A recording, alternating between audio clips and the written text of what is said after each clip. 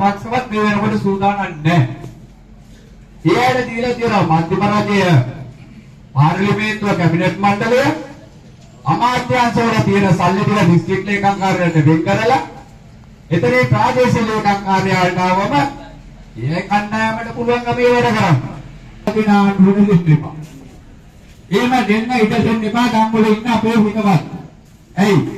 මහින්ද රාජපක්ෂ මහත්තයා ආණ්ඩුව කරද්දී මේ ප්‍රමුඛ ප්‍රාදේශ සභාවේ මන්ත්‍රීවරු ප්‍රමුඛ බලයගත් ප්‍රාදේශ සභාවලය ප්‍රාදේශ සභාවල සභාපතිවරු හොරකම් කෙරුවනේ හොරකම් බොම්බ කෙරුවා. ඒටි ගානේ හම්බ කරා. අත්තට ගුණ ගන්නවා. ඒ නිසා හොරකම් වංචා නැති ගමට ඔබට ආදරය කරන ප්‍රාදේශ සභාවක් මන්ත්‍රීවරු බිහි කරන්න නම් සමගී ජන බලවේගයට ටෙලිෆෝන් එක ඉස්සරහට කතරින් ගහන්න ඕන. මේ වෙලාවේ ඔබතුමාලා සියලු දෙනා එකතු වෙලා විශේෂයෙන්ම මේ මොණරාගල දිස්ත්‍රික්කයේ ගල්ලවාය මෙතෙර කොට්ටාසයේ නායකත්වයේ දෙන අපේ ඩබ්ලිව්.එච් දරුසෙන් මැතිතුමාගේ නායකත්වයේ ප්‍රාදේශ සභා කරම යන සංවිධාන කටයුතු කරනවා. අපිට දිනන්න බෑ කියලා හිතන මානසිකත්වය වෙනස් කරන්න. අපි දිනනවා. මොණරාගල දිස්ත්‍රික්කයේ ප්‍රාදේශ සභා 10 මාසයකයි අපි දිනනවා. අපි දිනන්නේ ඔබතුමාලා කටයුතු කරන්න ඕන පහුගිය ජනාධිපතිවරණයේදී දුරකථනයේ ඉස්සරහා කතරේ ගහපු අය හොයාගන්න. ජනාධිපතිවරණයෙන් පස්සේ අංගිසි පසුබෑමක් ආවා.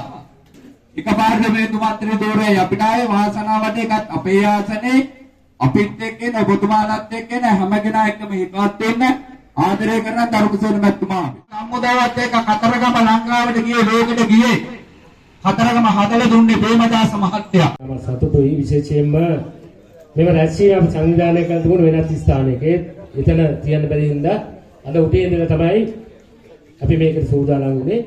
ඒ කෙටි දැනුම් දීමකින් මෙච්චර පිරිසක් ආවයි කියන්නේ මම තමුන්නාන්සලාට කියනවා මේ වසම දැන්ට ජයග්‍රහණය කළ ඉවරයි. ඒකට ප්‍රධාන හේතුව තමයි අපිට ආණ්ඩු බලයක් නැතුව කොහෙකුත් බලයක් නැතුව මෙයන්ව පිරිසක් එනවා කියන එක අපේ ජයග්‍රහණයේ අපි මෙතෙන්ට හාල් කිලෝ එකක්වත් දෙන්නවත් අරක්කු ටිකක්වත් දෙන්නවත් කෑම පැකට් එකක්වත් දෙන්නවත් නෙවෙයි අපි ආරාධනය පිළි අරගෙන අපේ ජයග්‍රහණය වෙනුවෙන් තමයි ඔබ තමුන්දාස මෙතෙන්ට බැලුවේ. මම විශේෂයෙන් කියන්න කැමතියි මම 1991 ප්‍රථම ප්‍රාදේශ සභා මැතිවරණ තරඟ කරනකොට පාසල් යන ශිෂ්‍යෙක්. ඒදී වැඩිම අප සංඛ්‍යාව ලබාගෙන ප්‍රාදේශ සභාවේ වයස මතියින්ද පාසල් යන ඉඳ මට දුන්නේ උපසභාපති. ඊට මම මෙතනින්ම ඉල්ලපු දේ තමයි අතිගරු ජනාධිපති රණසිංහ ප්‍රේමදාස මැතිතුමාගේ මගේ ඉස්කෝලේ ලොකු ඉස්කෝලයක් කියලා දෙන්න කියලා. ඒකට ප්‍රධාන හේතුව තමයි තමුන්වහන්සේ දන්නවා ඇති මගේ ඉස්කෝලෙන් බිහිවෙන්නේ නැහැ දවස්වල එනකොට වෛද්‍යවරු ඉංජිනේරුවරු. උසස් පෙළ හැදෑරීමට ගණිතාංශයෙන් එතකොට විද්‍යාංශයෙන් ළමයින්ට යන අවස්ථාවක් ඇතුනේ නැහැ. ඊට පස්සේ මම ඉල්ලපු ඉල්ලීමට ප්‍රථම වතාවට හිටපු ජනාධිපතිතුමා දින 14ක් ඇතුළත කතරගම විද්‍යාලයට විද්‍යාගාර පාසුකම් ඇති කරලා දීලා කොළඹ ආනන්ද නාලන්ද වැනි විද්‍යාල වලින් ගුරුවරු ගෙනල්ලා දාලා දවස් 15ක් ඇතුළත විද්‍යාගාර පාසුකම් ඇදලා මේ විද්‍යාලය ජනාධිපති විද්‍යාලය කරන්න කියලා රණසිංහ ජනාධිපති විද්‍යාලය කරන්න කිව්වට පස්සේ එතුමා මට කිව්වා එපා පුතේ මේක ජනාධිපති මධ්‍ය මහාවිද්‍යාලය කරන්න කියලා. එහෙම කියලා මම එතුමාට ආරාධනා කරාම එතුමා සාක් සංවිධාන රටවල් වලට යෑමට තිබුණ නිසා ඒවට හිටපු ඩී.බී. විජේතුංග අගමැතිතුමා ගෙනල්ලා මේක විවෘත කළා ජනාධිපති විද්‍යාලය බවට පත් කළා.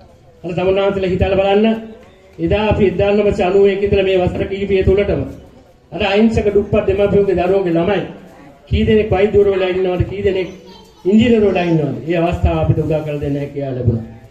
ඒ වගේම තමයි කතරගමට පොදු ක්‍රීඩාංගණයක් තිබුණේ නැහැ. ඒවකට නාගරික සංඝාධිකාරිය විසින් කොටස් කළ විකිණීමට තිබිච්ච ඉඩම අපි බලහත්කාරයෙන් දෝෂර කරලා ඒ ගමේ අවශ්‍යතාවය මත ඒ ගමේ ජනතාවගේ අවස්ථාව මත අපි පොදු ක්‍රීඩාංගණයක් හදලා ඒ පොදු ක්‍රීඩාංගණයට රංජි මද්දුම් බණ්ඩාර මුදල් ප්‍රතිපාදන ලබාගෙන අපි ඒක රංජි මද්දුම් බණ්ඩාර ක්‍රීඩාංගණය කියලා නම් කරා. ඒ විතර නේ තමුන්නාන්සලා හිතන ලංකාවේ කොහෙවත් දුන්නේ පිනපාසල් ළමයින්ට ආහාර වේලක් නිලඳුන් කට්ටලයක් මොකක්වත් අවුරුදු 21ක් යනකම් අපි දුන්න මේ හැම ළමයෙකුටම නිලැඳුම් කට්ටලයක් ආහාර වේලක් පෙර පාසල උගන්වන ගුරුවරුන්ට දීවනාව. ඒ ලංකාවේ ප්‍රථම වතාවට අපි පටන් ගත්තේ කතරගම පාසල් සභාව. ඒ විතරක් නෙවෙයි අපි දැක්කා තමුන්නාන්සලා දන්නවා ඇති මැණික් ගඟේ හිඳිලා වතුර කඳුලක් නැතුව තිබිච්ච මොහොතක ඒ වතුර ටිකක් අරන් දෙන්න අපිට මාසයක් වෙන කාලයක් මේ අහිංසක මිනිස්සුන්ට වතුර බොන්න නැහැ. බීමට වතුර ටිකක් නැති වුණා. මම වෙනත් වතුර తీර ප්‍රදේශ වලට ගිහිල්ලා තිස්ස මහරාම වැනි ප්‍රදේශ වලින් වතුර ටික අරගෙන ඇවිල්ලා මේ ප්‍රදේශයේ අහිංසක ගම්මාන සියල්ලටම ඉන්න මිනිස්සු තෝරගන්න. අපේ පක්ෂේ ඊටම තමුන්නාන්සලා දන්නවා ඇති. ඊටම ක්‍රියාකාරී පිරිසක් ඉන්නවා. දැන් මේක බලයේ තේ කියලා ඡන්ද දුන්නට වැඩක් නැහැ. අහිංසක මිනිස්සු ගැන අහිංසක කඳුල ගැන දුක ගැන අහිංසක වටිනාකමක් ගැන දන්නේ නැතුව එයාට එච්චර කැක්කුමක් නැති පුද්ගලයන්ට ඡන්දයක් දෙන්න එපා. එහෙම ඡන්දයක් දුන්නාට පස්සේ මොකද්ද වෙන්නේ? තමුන්නාන්සලා අනාථ වෙනවා. අපි එකක් කියන්න කැමති තමුන්නාන්සලා දන්නවා ඇති මේ කතරගම අහිංසක ජනතාවට අවුරුදු 20කට වැඩි කාලයක් කිසි පක්ෂ ભેදයකින් තොරව දුකේදී සැපේදී විතරක් නෙමෙයි හැම තැනදීම අපි හිටියේ තමුන්නාන්සලාත් එක්ක. ඒ නාද මම තමුන්නාන්ස සතුටින් කියන්න කැමති අද මේ ඡන්දයට අපි ඉදිරිපත් වෙනවා කිව්වට පස්සේ මේ වසම් පහේම අය සභාපතිව ඡන්දයට ඉදිරිපත් වෙනවා කිව්වට පස්සේ ඊටම සතුටෙන් ඊටම ශක්තියකින් ඊටම ලොකු පිපෙදීමකින් මේ වසම් පහේම ජනතාව සමගි ජන බලවේගයට මනාපයක් දෙන්න මේ අවස්ථාවේ සූදානම් වෙලා තියෙනවා. අපි එකක් කියන්න කැමති මේක දැන් මේකට ලොකු අභියෝගයක් වෙලා තියෙනවා. මට මේ ළඟදී ලොකු ශක්තියක් උත්තේජනයක් දුන්නා. මම මේ කතරගම ඉන්නකොට කවුරුත් ඉල්ලුවත් වතුර ගන්න ජලය ගන්න කවුරු හරි මොනවා ඉල්ලුවත් මම ඒ දේ දෙනවා. මම සභාපතිවරයෙක්ගේ වගකීම් යුතුයකම් ඒක ඉෂ්ට කරන්න ඕන. මට කවුරු කියලා අදාළ පුද්ගලයෝ අවශ්‍ය නැහැ. ඒ යුතුයකම් ඉෂ්ට කරලා ඉතින් මම වතුර දෙන්න රයිට් දෙන්න කියලා ඉමත් දුන්නයි කියලා අපරාධ පරිස්සම් දෙපාර්තමේන්තුව කියලා අතට උඩ අරගෙන බොහොම අමාරුවෙන් තමයි එළියට. ඉතින් ඒකට හේතුව තමයි ඩවුන්නාන්සල් එකයි තීතේ තියාගන්න මේ ඡන්දෙට එනකොට මම දන්නවා මේ ඡන්දේ අනිවාර්යයෙන්ම මේ ඡන්දේ අද කිව්වයි කියලා හිතන්න කතරගම දියන්ගේ අඩි වේඳලා මේ කතරගම මේ වසම් පහම සමගි ජන බල වේගය විශිෂ්ට ජයග්‍රහණයක් කරගෙන යනවා. දැන් අපිට විදේශීය රටවල් වල ඉන්න කතරගම තරුණතරිය ගොඩාක් කතා කළේ කියන සභාපතිතුමා මේ කියලා අපි නැදකපු පැත්තක් අපිට හැදුණා. අපි අසාධාරණයක් කළේ නැහැ, වංචාවක් කළේ නැහැ. මේ පාර්ලිමේන්තු සභාවේ අවුරුදු 20ක් විතර හිටියා. ජීවිතේට එක කොන්ත්‍රාක්ට් එකක් කරලා නැහැ. ඒ රුපියලක් හම්බ කරලා නැහැ. එන්න මම කියන්න කැමති තමුන්නාන්සලාට අපි ආසයි අහිංසක මිනිස්සුන්ට උදව් කරන්න. අපේ එකම දේ තමයි අහිංසක මිනිස්සුත් එක්ක ඉන්න. සල්ලි මගේ තාත්තලාට හොඳට සල්ලි තිබුණා. මට ඉඩම් කඩම් ගන්න අවශ්‍යතාවයක් නැහැ. අද මොණ්ඩාගල දිස්ත්‍රික්කේ ගත්තට පස්සේ මගේ අම්මට තමයි මොණ්ඩාගල දිස්ත්‍රික්කේ වැඩි මිඩම් කොටසක් තියෙන්නේ. තමුන්නාන්සලා දන්නේ නැතුව ඇති.